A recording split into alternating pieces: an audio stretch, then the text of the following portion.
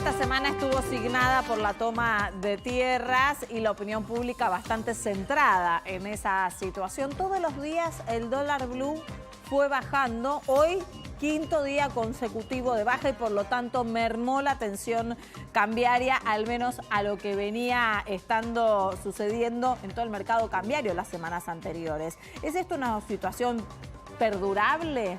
¿Es una situación que finalmente se va a dar en el tiempo? ¿Es realmente que el gobierno le ganó la pulsada a quienes empujan a una devaluación? ¿Será que son el efecto de las medidas que fue tomando el ministro Martín Guzmán y que necesitaban solamente tiempo? El desafío del gobierno nacional es mostrar gestión y al menos esta semana en el tema cambiario hubo algo de paz. El tema es si va a durar.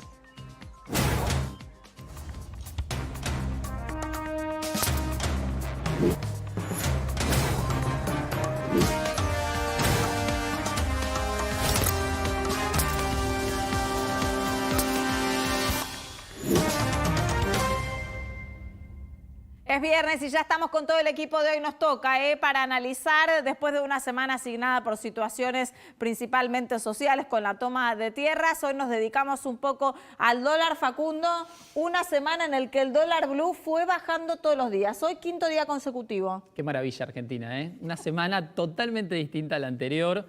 El dólar bajó y bastante. El dólar paralelo, el dólar blue, cayó 26 pesos en la semana. ¿Cómo perdieron las personas que apostaron que iba a llegar a 200 el blue, Peor perdió que compró. Bueno, peor fue el que compró. No cantemos victoria por la duda. Claro, quizás están invirtiendo a largo plazo, hay que ver. La gran incógnita justamente es si esto es una nueva tendencia y va a continuar a la baja o se va a estabilizar en estos valores, porque también bajaron el dólar contado con liqui y el dólar bolsa. Y varios son los factores que explican esa baja. Tiene que ver, obviamente, con las medidas que tomó el gobierno, que salió a intervenir más fuerte en el mercado de bonos, pero las reservas del Banco Central siguieron cayendo y la incógnita, como bien adelantabas, es qué va a pasar en los próximos días. Ahora, esto puede llegar a tener también mayores medidas por parte del gobierno para seguir manteniendo, no sé, no me animo a decir este equilibrio en el mercado cambiario, pero sí esta tendencia.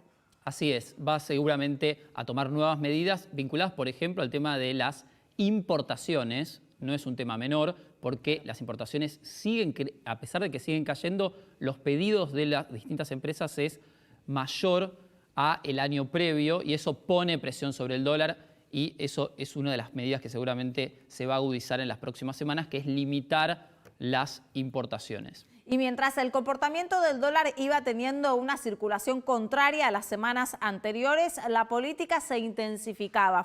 Esta semana fue fundamental la carta de Cristina Kirchner a 10 años de la muerte de Néstor Kirchner y llegaron también poco a poco las repercusiones. Hoy la de Mauricio Macri, Gise. Así es, apareció de nuevo el expresidente, esta vez por Twitter, a intentar ocupar de nuevo el centro de la escena.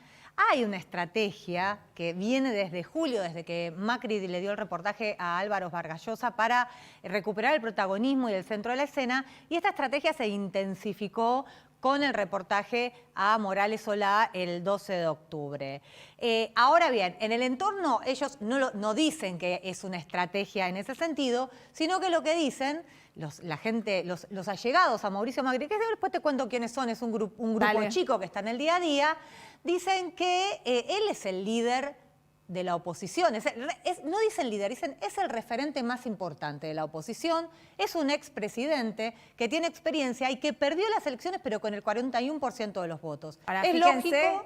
Es muy bueno lo que decís, Gise, porque fíjate cómo en realidad Cristina Fernández de Kirchner también termina siendo una referente de su espacio muy importante y con un gran caudal de votos y una gran imagen negativa de su gobierno, igual que Mauricio Macri. Son los reyes de la imagen negativa en la opinión pública, pero siguen pesando fuerte y no quieren dejar de instalarse. Y además creo que a ellos el negocio tanto de Macri como Cristina es la grieta, porque saben que ya no suman más y su proyecto político se sostiene de esa manera, más allá que Cristina abrió el juego. Bueno, Alberto, ahora veremos qué pasa, pero Macri, lo que básicamente en su entorno lo que dicen es que salió a despegarse de esos rumores que circularon a partir de la carta de Cristina Fernández de Kirchner sobre la posibilidad de una suerte, para decirlo así, de pacto de impunidad entre ambos. Hubo una nota en Clarín de Claudio Saboya que dijo que había contactos entre gente del cristinismo y de Mauricio Macri. Macri salió a negar hoy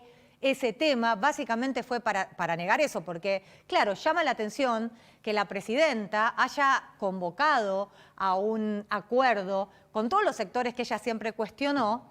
Entonces, hubo muchas especulaciones en ese sentido, ¿no? Claro. Con la pregunta de qué es lo que está buscando Cristina en realidad cuando habla de un acuerdo. Pero bueno, Macri salió rápidamente a despejar eso y además, bueno, como siempre sale a marcarle la cancha a Horacio Rodríguez Larreta, que es el otro referente de la oposición, que se viene posicionando muy bien según todas las encuestas, y a recordar que él todavía es el líder de la oposición. ¿Condicionó también al presidente? Sí. ¿Por qué? Porque dijo que para un acuerdo, por lo menos él se sentaría en la mesa de la Casa Rosada solo con algunas condiciones.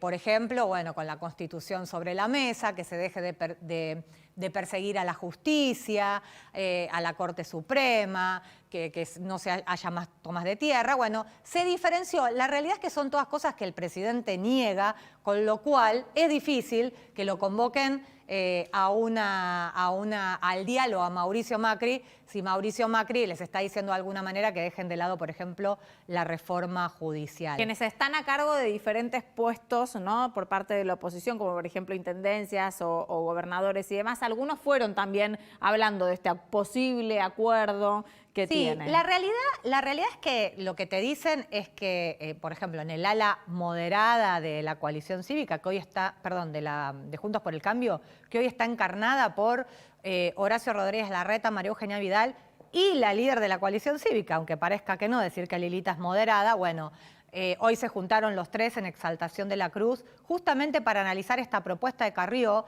que apareció en los medios también para decir que la oposición tiene que apoyar la candidatura de Daniel Rafecas como jefe de los fiscales, porque dicen que puede pasar que si se cae esa postulación, venga alguien ultra acá y que sea mucho peor.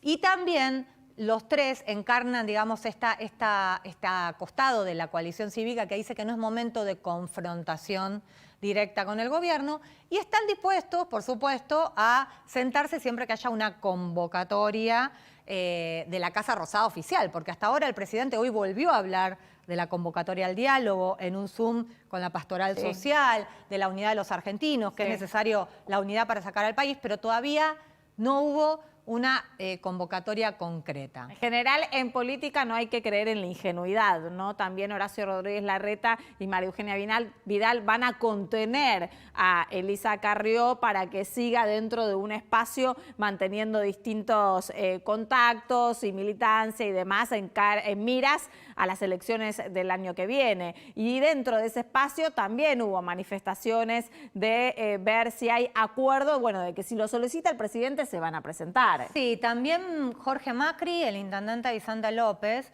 que pese a tener el apellido Macri, en realidad está más cerca hoy de Vidal y de Horacio Rodríguez Larreta que de su primo, también salió a decir que, bueno, él quiere ser candidato a gobernador, obviamente, en la provincia de Buenos Aires. Salió a decir que sí, que hay que dialogar, es digamos, un opositor con responsabilidad de gestión. Siempre que la Casa Rosada lo llame, va. Lo mismo pasa con los gobernadores radicales. Y también dijo eso. Y después otro opositor, pero muy cercano al Frente de Todos, que es el ex ministro de Economía, Roberto Labaña, que también hoy, al recordar los 37 años, ¿no? 37 años del retorno de la democracia, habló también y pidió que haya diálogo, que haya consenso, también en la misma línea. La pregunta que igual se hace la oposición es la siguiente. Cristina, ¿realmente quiere el diálogo? Porque lo que dicen es que muchas veces el kirchnerismo los entrampa, o sea, los llaman, los citan y después de alguna forma los traicionan. Ese es el temor que tienen. Y la otra pregunta también es, bueno, esto, ¿no? De ver si realmente ella está convocando a un diálogo, pero porque tiene miedo está preocupada por la situación del país o si se está despegando también de Alberto Fernández. Son diferentes situaciones y análisis que se fueron dando de la carta de Cristina, que no solamente tuvo repercusiones en el exterior, en la oposición o en el exterior, venía diciendo yo, a su bloque, sino también de puertas para adentro para el gobierno. ¿Tiene información de esto, Nicolás? Exactamente. Cuando Cristina habló de funcionarios que no funcionan, tiró una bomba dentro del gabinete y empezaron. Algunos ni siquiera vieron el guante ni lo levantaron, dijeron yo no me hago cargo de esto no es mi problema, que se encargue el presidente o quien fuera.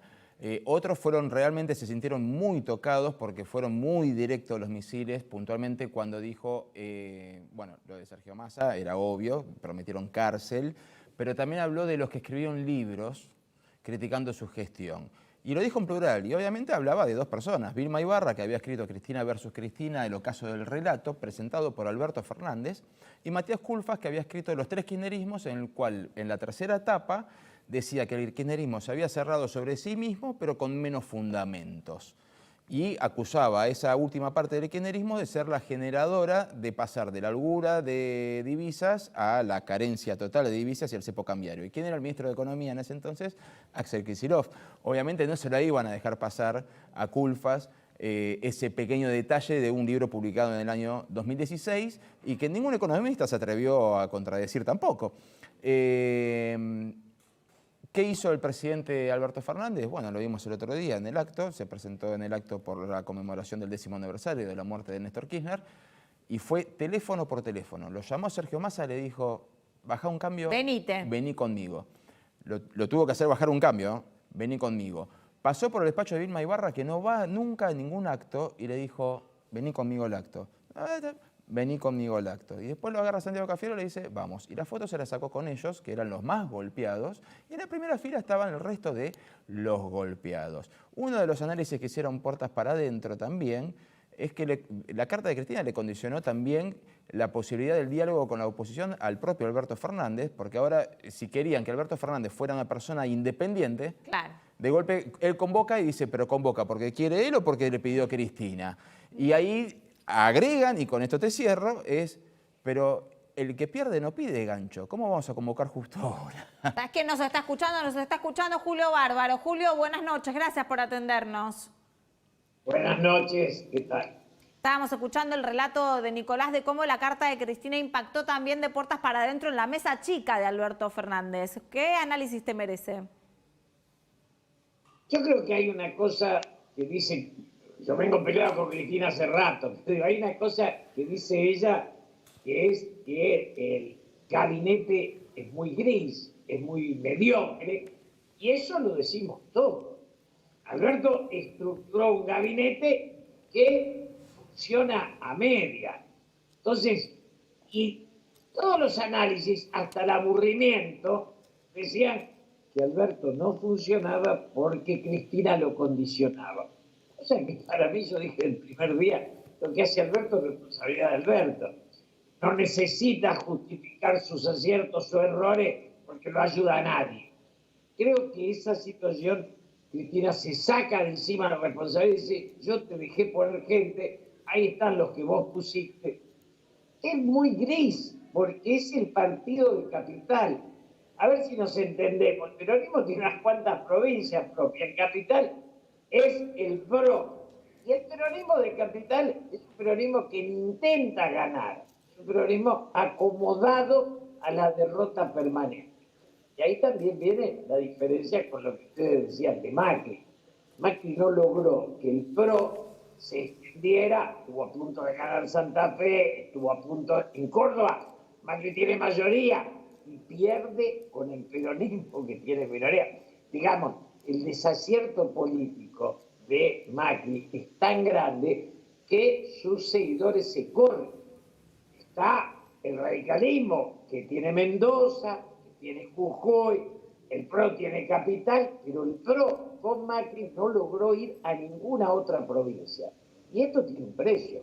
Cristina puede tener el mismo o más rechazo, están ahí iguales en las encuestas, pero tiene muchas provincias leales. Y esto cambia la estructura del poder. Nico. ¿Cómo le va, Julio? Nicolás Luca lo saluda. Ahora, cuando Bien, Cristina cuando Cristina habla del gabinete, se refiere a determinados funcionarios de ese gabinete. Y hay otros a los que ni apunta y que más que grises no tienen ningún número para mostrar. O sea, tuvimos 11 provincias con incendios forestales y a Juan Cabandier no se lo menciona. El Ministerio de Cultura no sabemos si Tristán Bauer va o no, y esto no es un chiste, es real. Estuvo real, varias semanas real. sin ir siquiera al ministro. Y esos son ministerios que también deberían funcionar y no funcionan y están como bajo el paraguas. ¿Quiso marcar la cancha o solamente quiso decir es un gabinete gris? Porque sus funcionarios están ahí también. No, quiso decir es un gabinete gris, porque Alberto, los de él, los ajenos, digamos, son todos de él. Porque si yo pongo un candidato para quedar bien con Cristina, que el candidato no funciona, la culpa es mía que elegí ese candidato para quedar bien con Cristina. Cristina dice, yo no te lo impuse. Son los personajes que todos conocemos.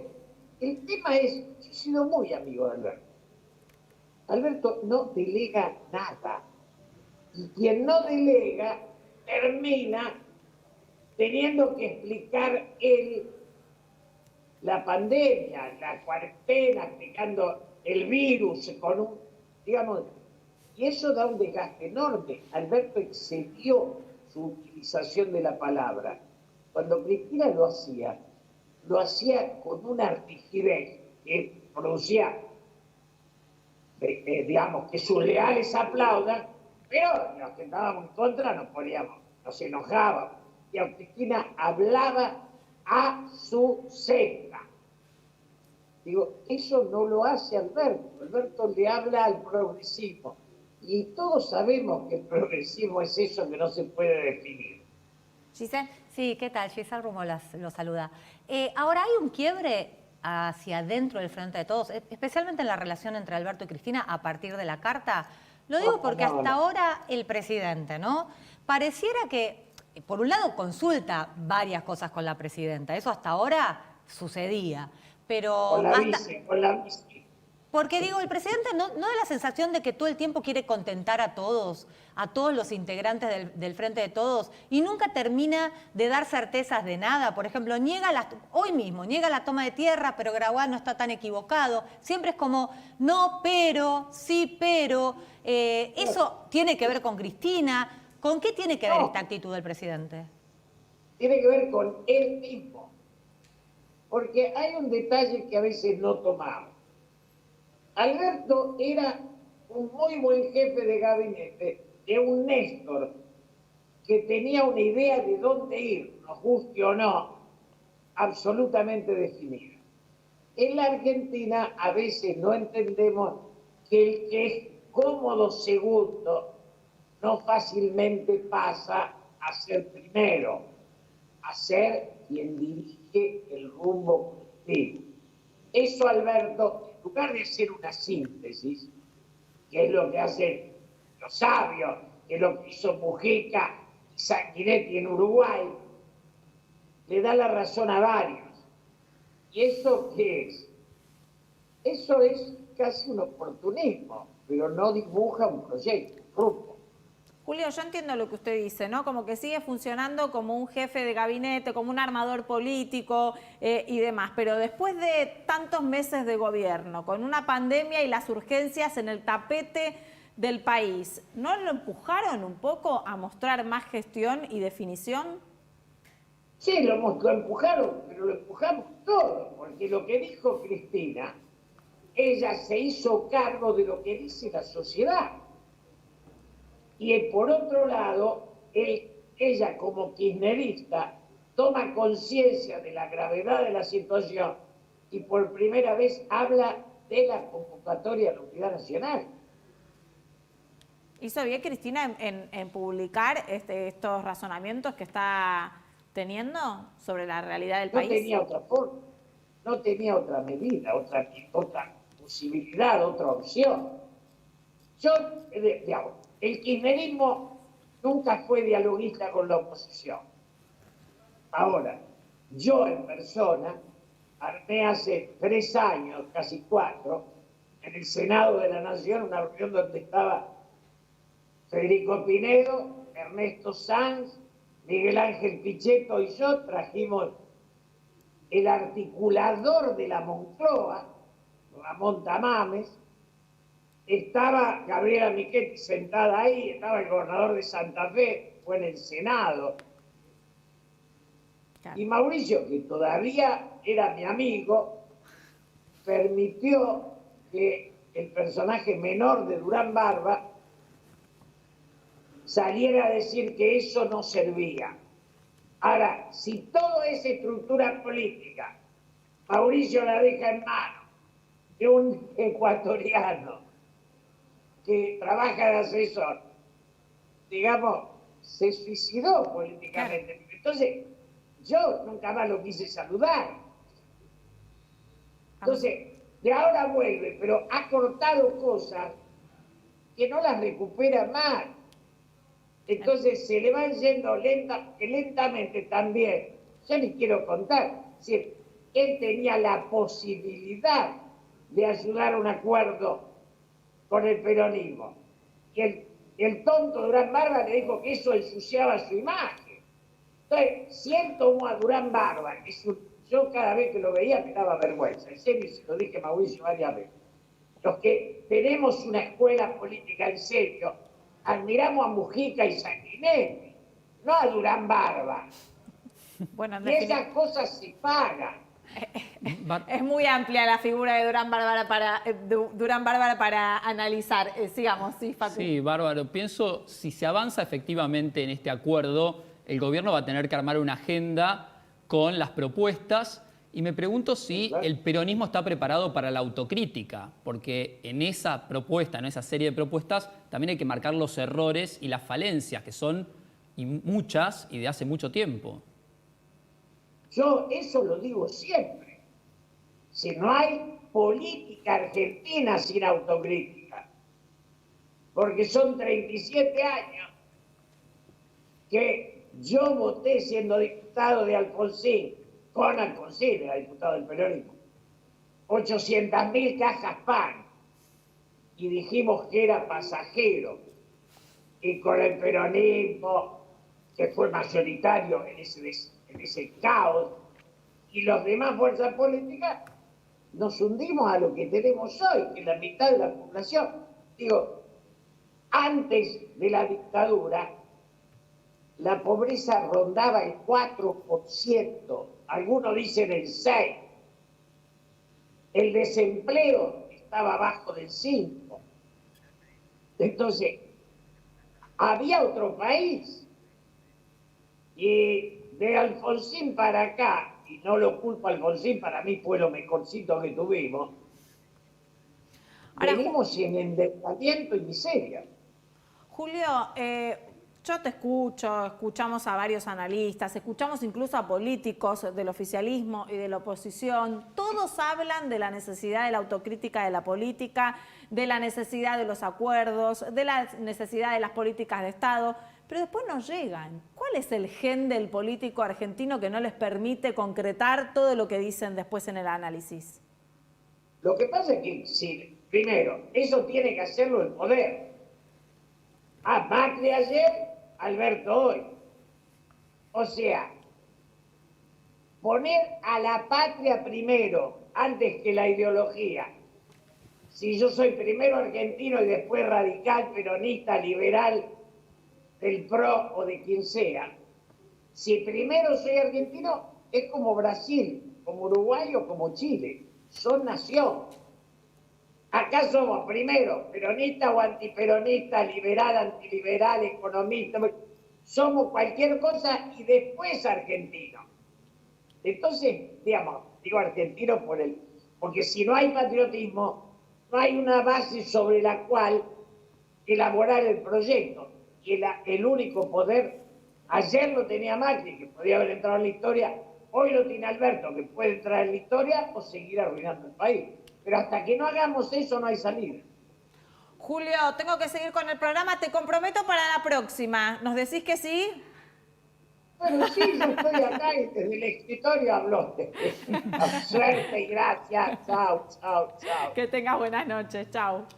No, realmente me cuesta un poco creer, ¿no? Porque los políticos constantemente, yo lo que le decía, escucho a todo el arco político decir que son necesarias las políticas de Estado, que realmente es necesario hacer un llamado al acuerdo. El llamado al acuerdo está bien, se hace desde el discurso, ahora hay que convocarlo más seriamente, concretamente, como decía el intendente Macri, Jorge Macri, desde su tuit. Pero después, hasta ahora, yo necesito resultados, necesitamos también, gestión. Diana, hay algo que es básico, ¿no? Y es que todo el arco de los consultores económicos y políticos dicen que los principales problemas de la Argentina son la emisión, la falta de confianza, los altos impuestos.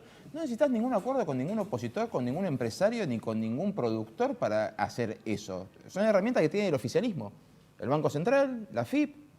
La confianza la genera el gobierno, o sea, no entiende el sentido de un acuerdo. En la Argentina, cada vez que hubo acuerdos o pactos entre oficialismo y oposición, no resultaron tan buenos, ¿no? Digo, el Pacto Olivos.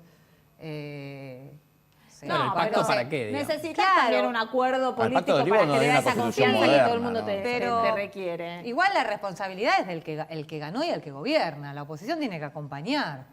La responsabilidad Facundo, gobierna. también querías acotar algo. Simplemente eso, el pacto para qué, digamos, más allá de las buenas intenciones, cómo se lleva a la práctica después lo que se acuerda, que es, me parece, lo que no pasa en la Argentina. Vamos a mencionar después más adelante, quédense, un caso económico en el mundo en el que precisamente establecer pautas a largo plazo logran solucionar un problema. Es un caso que nos trae hoy Facundo Zonati. Pero vamos ahora a analizar la parte política con Facundo Cruz, que es politólogo. Facundo, buenas noches.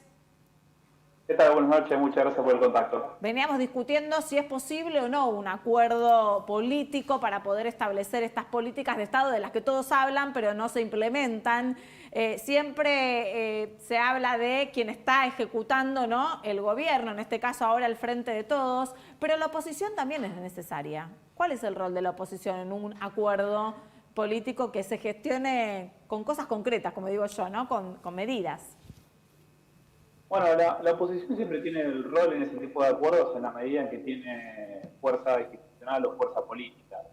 Si tiene intendencias, si tiene gobernaciones, si tiene bancas en el Congreso, se convierte en un rol importante para esos acuerdos. La realidad es que el Frente de Todos está convocando a este acuerdo porque tiene la mayoría de las gobernaciones, tiene la mayoría del Senado, una mayoría cómoda, pero no tiene la mayoría en la Cámara de Diputados. Y se viene un calendario electoral, da indicios de que puede llegar a ser competitivo, motivo por el cual tal vez no pueda llegar a estar garantizada la mayoría, la gobernabilidad en los años siguientes de todos. Entonces está empezando a buscar estos consensos del gobierno para convocar a la oposición. Y la oposición se vuelve un actor relevante porque hoy en día, y el Frente de Todos, y los Juntos por el Cambio, ¿no? La evolución de Cambiemos, tampoco tiene la mayoría. Los dos son actores que se vetan mutuamente a la hora de lograr la Giselle, sí, ¿qué tal, Facundo? Ahora, que Cristina Kirchner convoque un acuerdo con los sectores que siempre defenestró, incluso en la misma carta, ¿significa que ve la situación tan grave? O sea, ¿hay riesgo, esto te lo pregunto a vos, ¿está en riesgo la gobernabilidad si no se hace un acuerdo con todos los sectores? No, yo no creo que esté en riesgo la gobernabilidad. Me da la sensación de que Cristina Fernández de Kirchner está emitiendo un mensaje desde la vicepresidencia en un momento en el cual se está mirando mucho la vicepresidencia. Hay que tener presente que se convirtió en un caso mundial en donde una de las principales referentes de una de las coaliciones o de los actores políticos que iba a pelearle al oficialismo el año pasado, automáticamente se designa vicepresidenta y ella unge al candidato a vicepresidente con poder político. Entonces desde ahí se la está observando. Creo que por eso convoca un diálogo. Parece que está al Frente de Todos tratando de mostrar una imagen distinta a la imagen que se estaba mostrando por ahí a mitad de año, una iniciativa política, una iniciativa con una agenda no pandémica, en donde comenzó con el tema de Vicentín. Hubo una inyección también de fondos para sostener la economía argentina, ambas medidas que cuestionadas, empezó Facundo, esa discusión entre... Sí. Facundo, vamos a tratar de restablecer la comunicación un poco mejor, que se escucha entrecortado. Mientras tanto vamos a discutir la situación con nuestros compañeros, ¿no? Un poco me da la sensación a mí, no sé qué piensan ustedes, la responsabilidad es de la oposición, que tiene también un gran caudal de votos Juntos por el Cambio, y también el oficialismo. Es real que el oficialismo tiene que hacer un llamado concreto. Lo que yo planteo es que una cosa son las políticas a largo plazo. Políticas a largo plazo sí necesitas un acuerdo con la oposición, como fue el Pacto de Olivos en su momento, decir, bueno, a partir de ahora nos comprometemos a que gobierne quien gobierne, estas cosas no se van a tocar. Ahora, para superar la crisis coyuntural, las herramientas son del oficialismo, no hace falta convocar a la oposición, salvo que los quieras convocar para arrastrarlos con vos. Pero, Nicolás, en una crisis económica. Estamos hablando de problemas estructurales de la Argentina que requieren más de un gobierno. Bueno. O sea, acá Facundo nos trae todo el Pero tiempo la emisión monetaria de este año, ¿a quién vamos a culpar? Claro, es como un poco la disputa entre trabajar entre lo urgente, lo importante y el futuro. Sí, pero se habla de generar confianza. Lo que no hay es confianza en el gobierno. O sea, si Mauricio Macri hoy no genera confianza, no le importa a nadie. Está fuera. Y es probable que no vuelva. Pero lo que digo es que es el gobierno el que tiene que generar confianza. En el acuerdo lo que harían es llamar a quienes están en funciones de la oposición. Claro, eso no es lo que tanto dice. a Mauricio Macri, que tiene una alta posición negativa. Claro. En ese sentido. Ni siquiera es presidente del partido, digamos. A ver si pudimos restablecer la comunicación con Facundo. Facundo, ¿nos escuchás? Yo escucho bárbaro, ¿ustedes a mí? Sí. Ahora te escuchamos perfecto. Vamos a aprovechar para poner alguna pregunta. Sí, Nico. Sí, Facundo, ¿cómo estás? Uno termina de leer toda la carta de Cristina y se encuentra con un análisis, una crítica a funcionarios y una convocatoria. Y después de todas esas críticas, dice, igual el que toma las decisiones es el presidente, y lo único que le agradece a Alberto Fernández es que colocó la estatua de Néstor Kirchner en el CCK. ¿No podría haberle dicho todas estas críticas, este análisis por privado, en persona, por teléfono, y no generar todo este revuelo? Sí, me da la sensación que la carta de Cristina fue muy leída al interior del Frente de Todos en vez de entenderla en una forma de comunicación que están teniendo tanto Cristina como Mauricio Macri con la política argentina. Me parece que la carta de Cristina fue más una respuesta a lo que había hecho Mauricio Macri con esa primera carta que se comunicó, que fue muy discutida, que fue muy debatida. Ella intentó replicar la misma estrategia comunicacional. Y también creo que hay un intento de no de marcarle el timing a Alberto Fernández, sino de hacer una especie de autocrítica también dentro del Frente de Todos de cómo se está gestionando y administrando la coalición, ¿no?